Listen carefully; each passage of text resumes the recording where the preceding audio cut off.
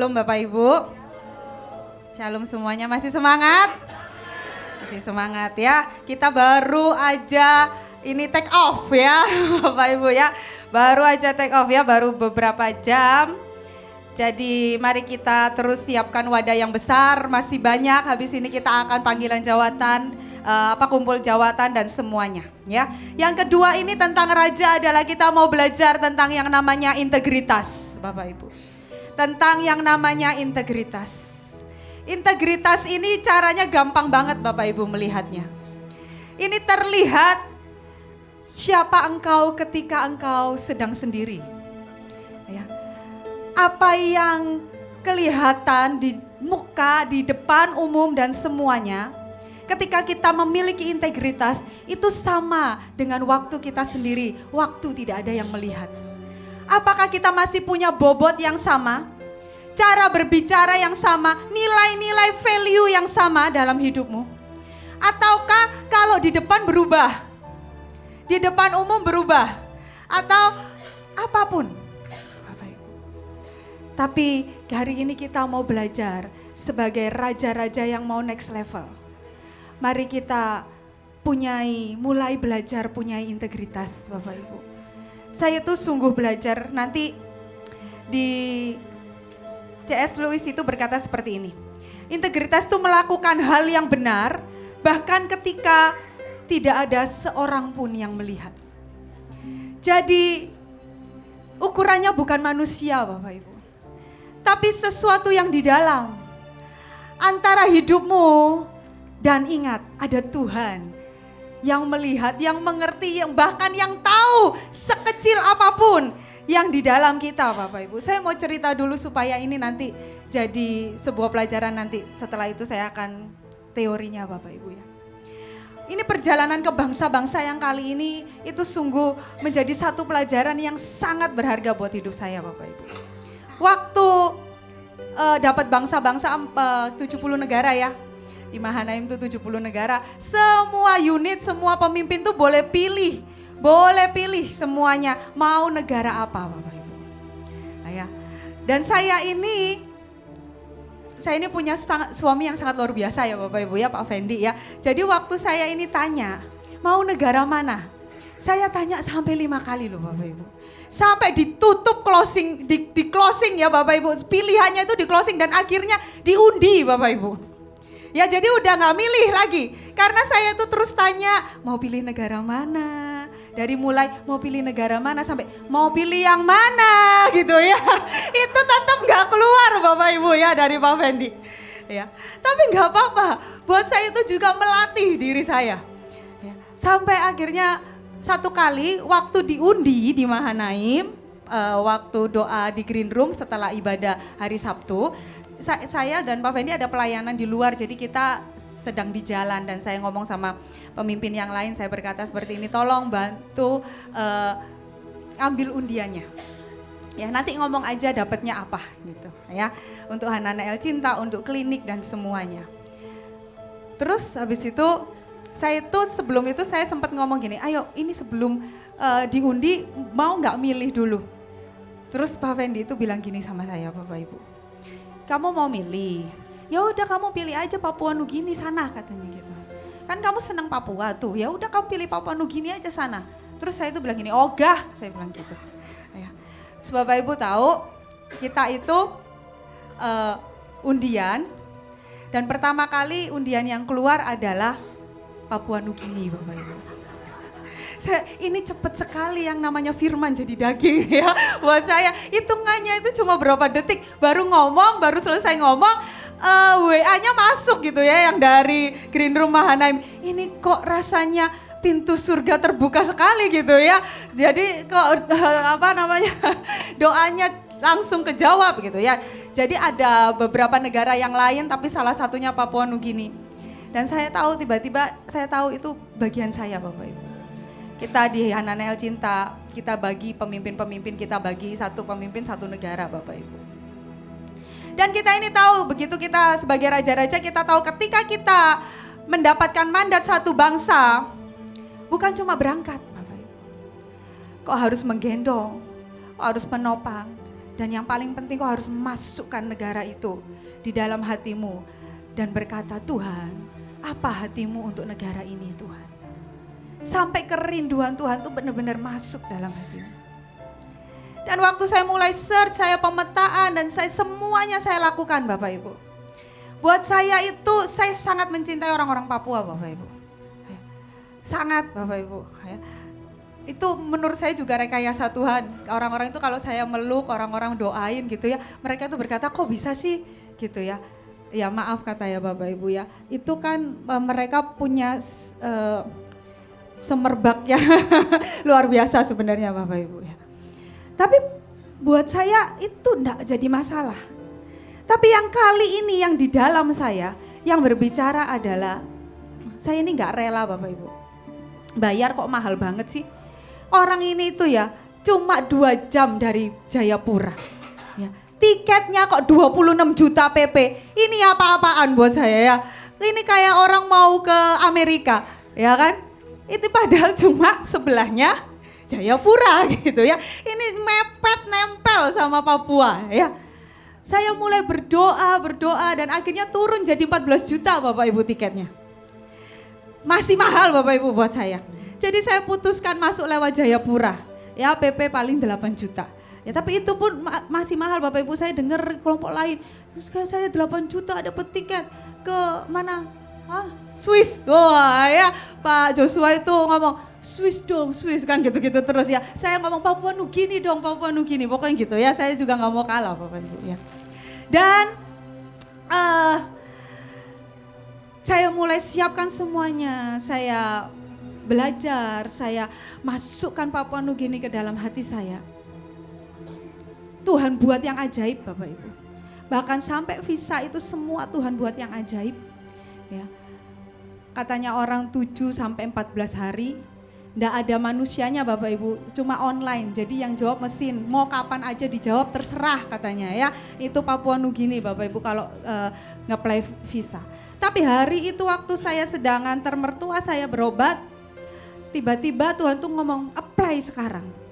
Saya mulai ngomong sama anggota saya, apply visa sekarang, apply visa sekarang. Dan begitu apply visa Bapak Ibu, saya masukin semuanya ya. Begitu dan semua berkas-berkas masuk, 10 menit mereka bales. Visanya approve Bapak Ibu. Cuma 10 menit visanya approve. Saya antara lemes dan loh berarti benar-benar berangkat ini ya. Benar-benar berangkat ini ya. Ini cara Tuhan juga membuat hati saya blooming Bapak Ibu sebenarnya ya.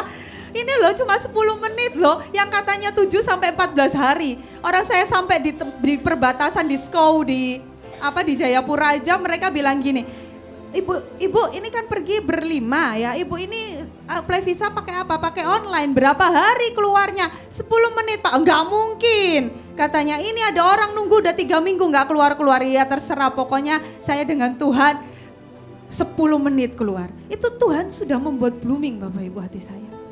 Tapi satu, tiba-tiba di dalam hati ini saya di luar. Saya ini ngomong gini, gak apa-apa ini Tuhan cukupkan 150 juta Bapak Ibu. 1 minggu 150 juta habis Bapak Ibu Papua Nugini Bapak Ibu. Itu pun ya saya itu bawa semua ransum dari sini. Saya bawa rendang, bawa abon, bawa teri. Udah kayak pergi kemana, bukan ke luar negeri Bapak Ibu ya. Dan waktu itu Bapak Ibu di dalam hati saya itu tetap berpikir ini mahal Bapak Ibu, ini mahal. Satu kali saya tahu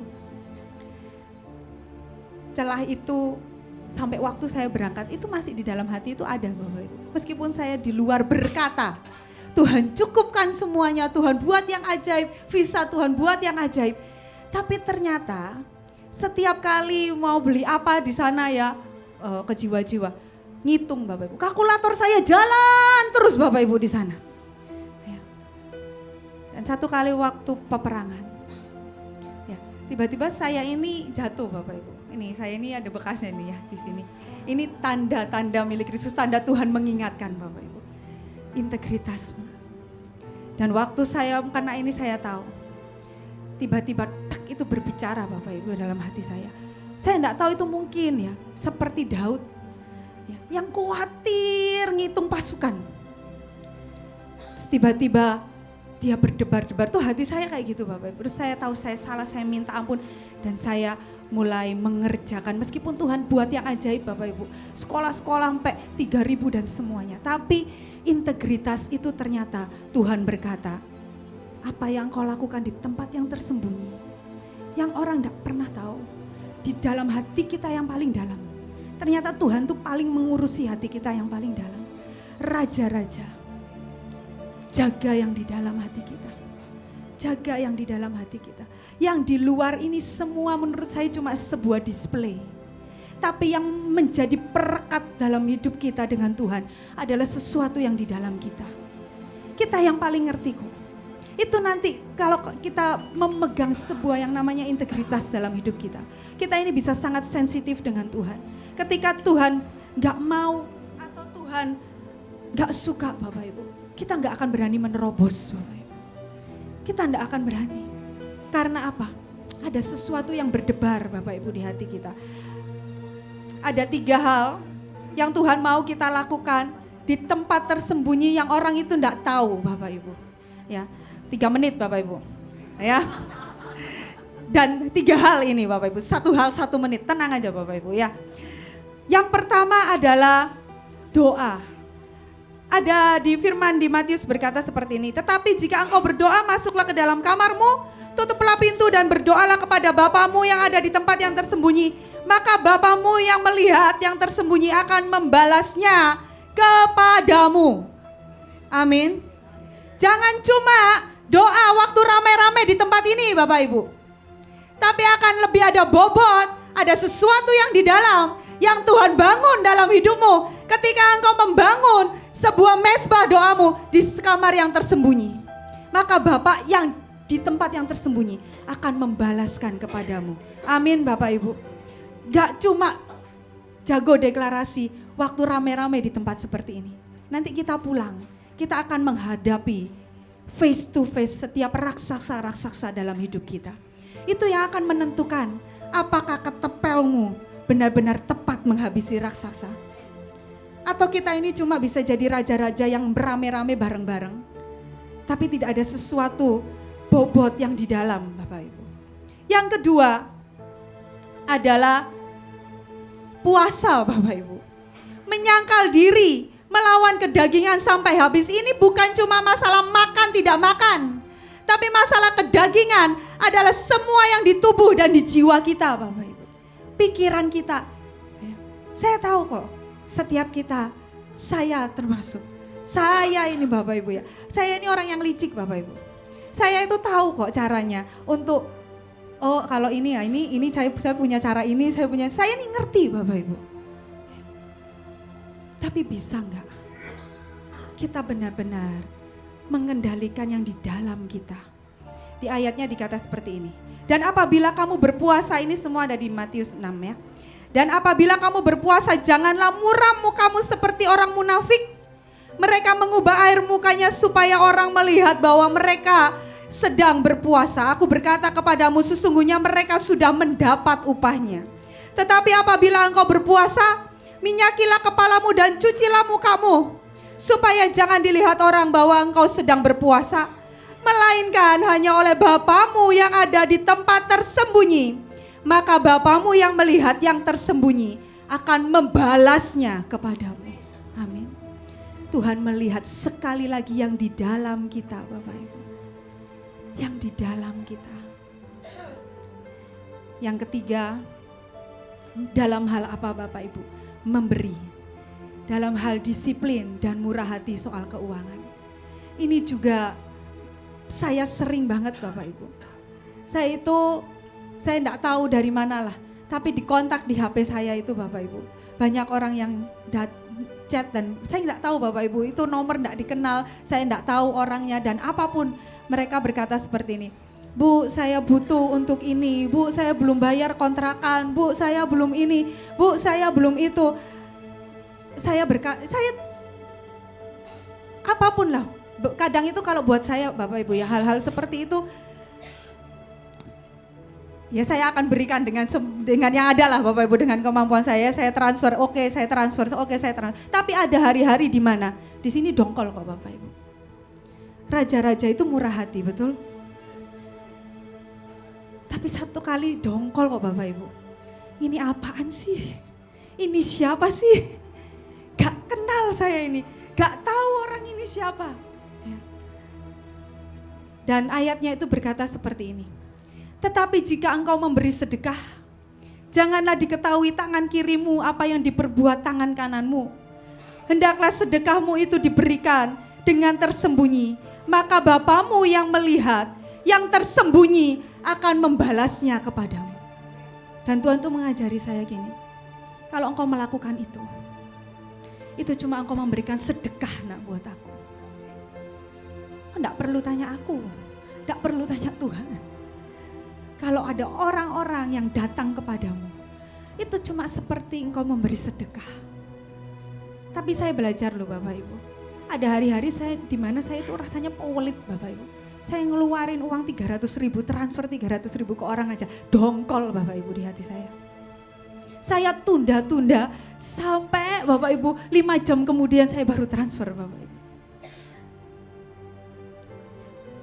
Dan saya berkata, Tuhan, ini hati nih Tuhan, ini hati. Tapi 3 hal ini mungkin sesuatu yang simpel Bapak Ibu. Tapi mari bangun doa kita di kamar yang tersembunyi, yang hanya Tuhan yang tahu. Mari puasa dari semua kedagingan lah, apapun. Bukan cuma makan, tapi juga semua kesenangan, semua mimpi. Dan yang ketiga, ini yang raja-raja pesankan adalah integritas kita dalam memberi. Amin Bapak Ibu. Tuhan Yesus memberkati.